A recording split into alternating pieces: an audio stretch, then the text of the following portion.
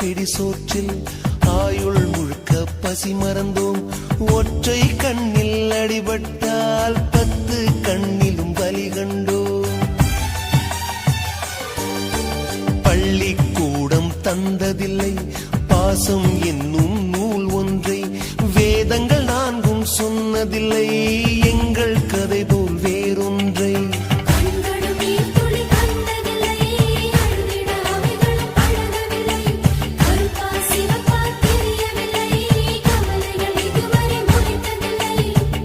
சேகரித்து வைப்பதற்கு தேவை என்று எதுவும் இல்லை.